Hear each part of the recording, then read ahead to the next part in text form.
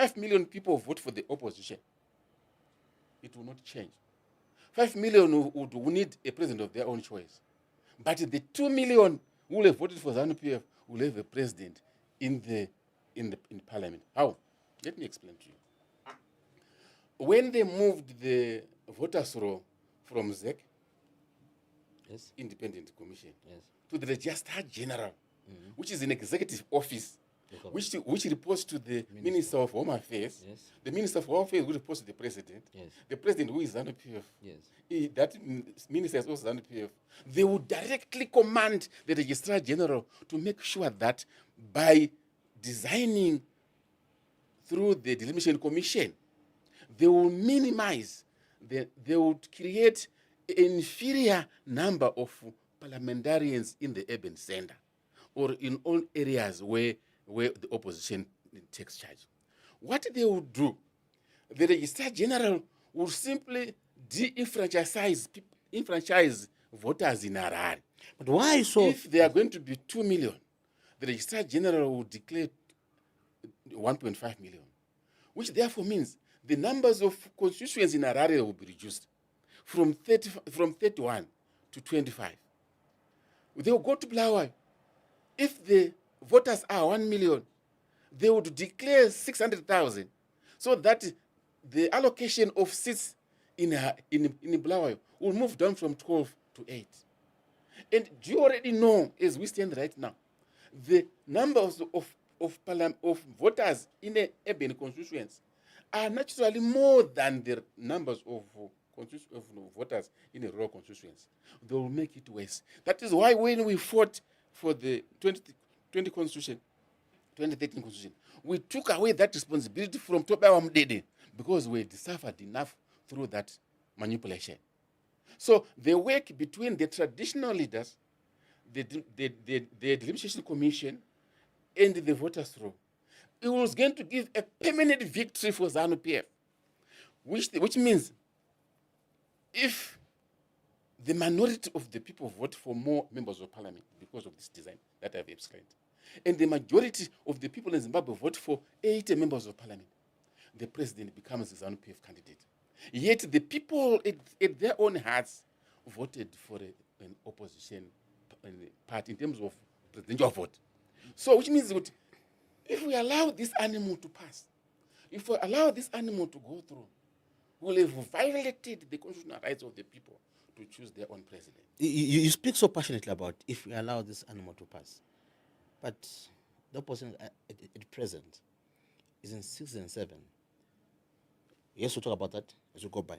Let's talk about the issue of the CAB3 moves commissions, removes gender commission, or abolishes gender commissions, takes the function to the Human Rights Commission.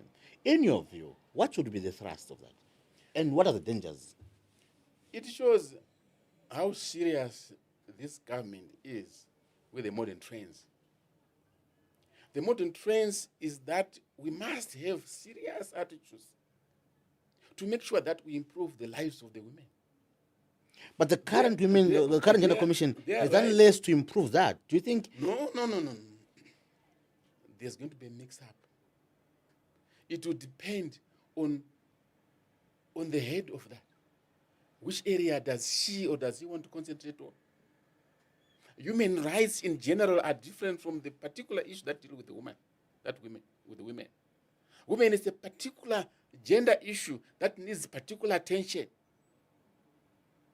And the process of empowering our women must continue undisturbed. I see no reason why these guys should then go and bunch such an important commission, gender commission, with the general human rights. I mean, the general human rights must be dealt with. They are not yet over. We don't enjoy human rights in this country. Opposition people are not allowed to hold rallies freely. Just look what happened during the CAB consultations. Tendai Bit went to Mutare. He had a private meeting which did not need the police. Today is a prisoner. Young people, they are arrested for nothing. We've got about 14 people today that are arrested. people that were picked from Chitungwiza under the Monzora MDC arrested before the day of action. We have students today that are languishing in the prisons. Those are human rights violations. So the plate of the human rights is still full. So you are not overflowing the plate of the. But the arguments are that human rights and women rights go concurrently. You can't separate the two. Therefore, it would be ideal. What women activists want are the same things that human rights activists want: accessibility, access before the law. You talk of election, you talk of empowerment, you talk of economic empowerment. All those things can be or could be covered under human rights. I don't know. Do you? Please, don't lie. Don't lie.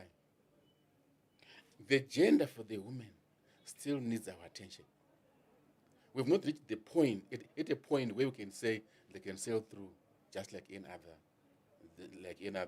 like you, men. Let's not do that. We need to be deliberate in approach because of the historical background of our women in Zimbabwe. We have to be particular to ourselves.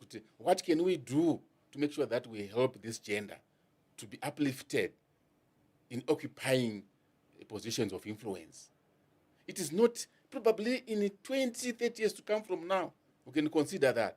But for now, please, let's leave the Gender Commission under, where it was. Just like, just imagine the Peace and Reconciliation Commission. President Mnangagwa thinks kuti maunzu ekumatebhile ndakapera. That is what he thinks. He doesn't know that graves are still there around Gapamusha. We still have that Balagwe graves where people go and see their relatives that were murdered during Gukurahundi. We still have that bone of contention. How can those wounds be healed through CAB3? The way they've done through CAB3, they've wasted it. They've neglected the people of Matabeleland. They've ignored the Gukurahundi impact that was negated on the people of Matabeleland. It's being insensitive for a president to remove the Peace and Reconciliation Commission. That issue will not die with time. That issue will not go away with time. If he thinks that it is going to be ignored, the future generation shall pay. So a clever president should have left the Peace and Reconciliation and pursued the programs under Peace and Reconciliation. Deal with issues. The conflict has not been handled. The conflict has not been dealt with. The conflict is still alive. So we don't want that Peace and Reconciliation to be removed. Just like we don't want the Gender Commission to be removed. Those are necessary commissions. We respect them. And they were put for a purpose in 2013 Constitution. One would argue, Mr. Komich, that not until this generation was involved in Gukurahundi, there will be no solution to it. Because this generation does not want to own up, does not want a serious and honest discussion about it. Do you agree with that thought? That is the problem that we have. That is the attitude that we had. That is the attitude that has caused problems in this country. That's the attitude that has caused even the abject poverty that our people are going through here. To deny the people's rights. But deny to listen. So we are agreeing. These people, it's not going to be like that, my brother. They are living their own kids. Do you know the Herbert Chitepo ideology? Yes. 1962, 1964, Tanzania and Kenya got independent. Look at the attitude of the people today. It is still the same like what was left by their own forefathers. They will not change the attitude. People in Tanzania lose elections. They hit people. They rig. People in Kenya lose elections. They hit people and they rig. People in Mozambique lose elections. They hit people and they rig. So they will leave the legacy to their children. Nasuno remove the age. Zana Mnangagwa says, Zana Pamchinguris, remove them. There will be small Mnangagwas and small Mchinguris that will come up. So you mean that they pursue the legacy of human rights abuse. So you mean that the question of Matabeleland is far from being over? It's far from this over. Even if we wipe out every... My brother, I've never seen Mbuya Nehanda. But when I hear how Mbuya Nehanda was abused by the whites, when I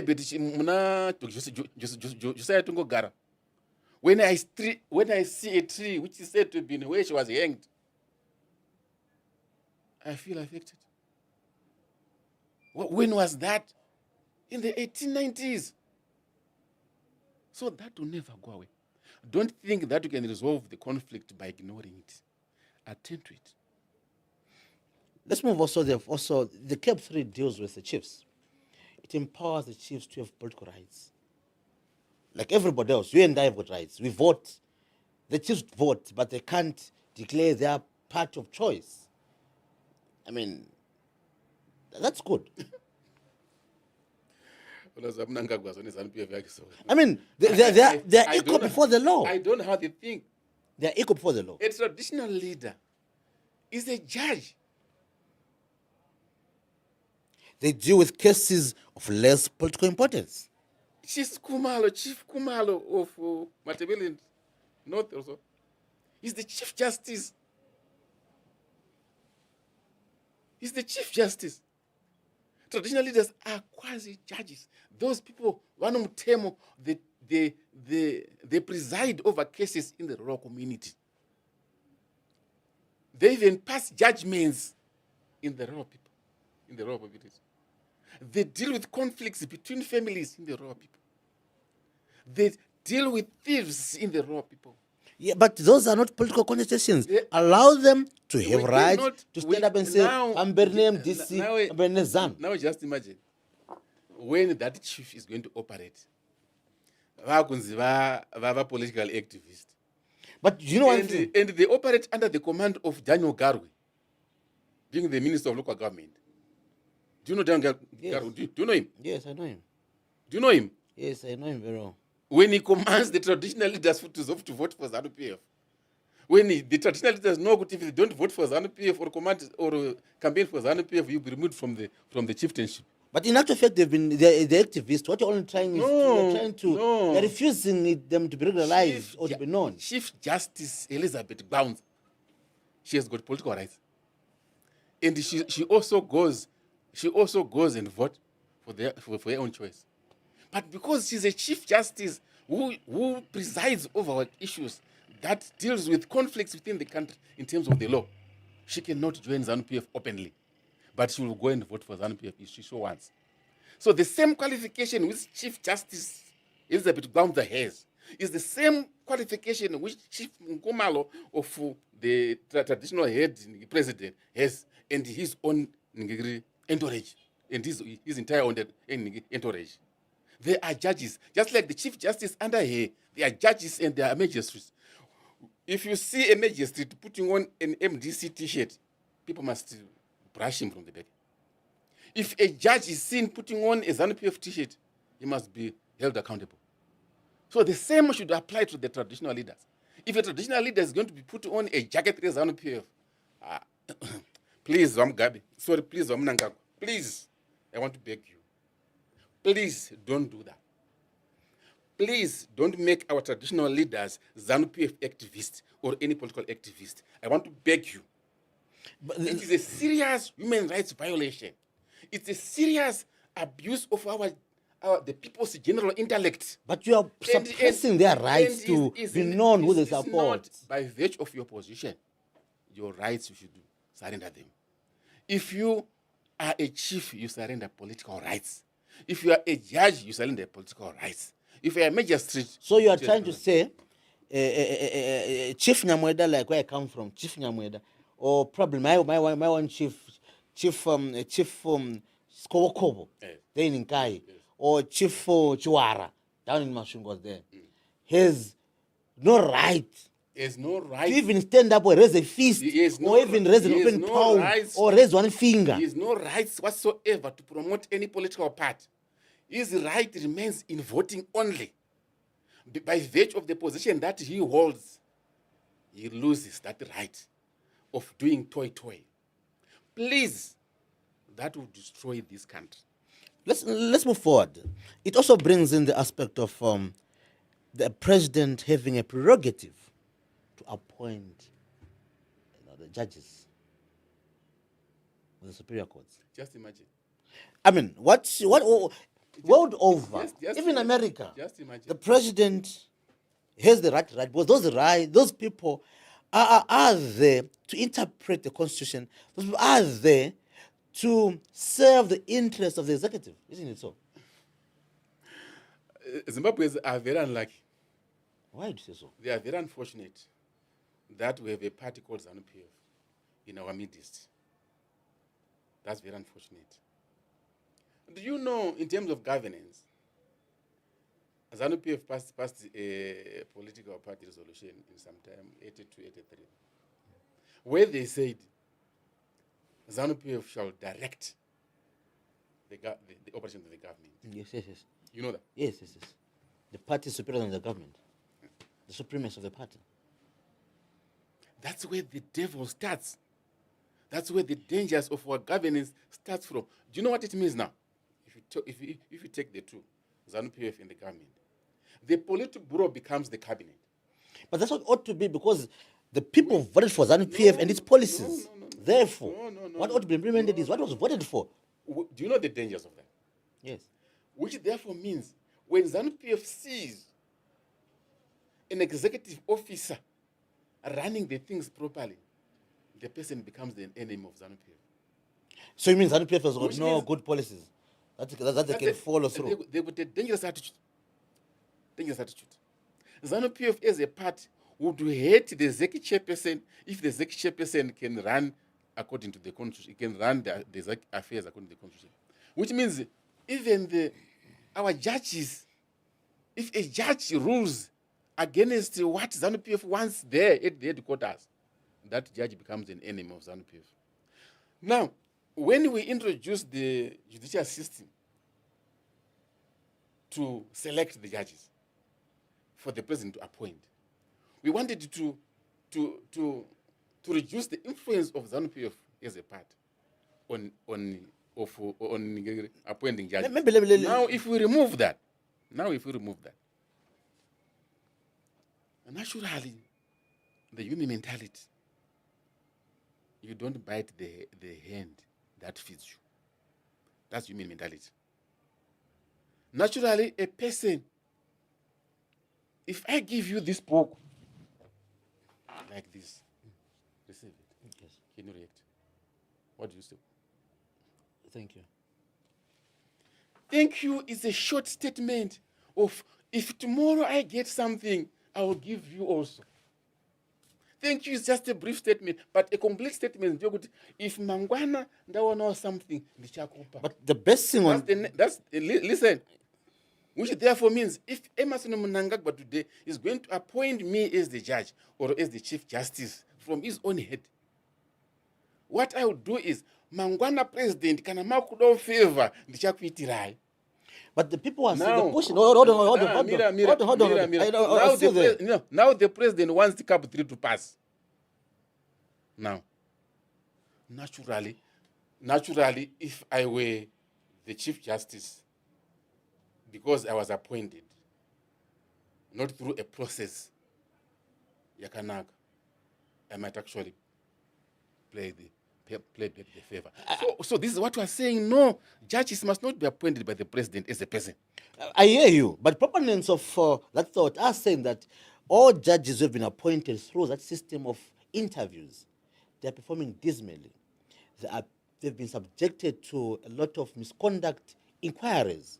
If you look at the number of judges who have gone through an inquiry since the proclamation of a new constitution,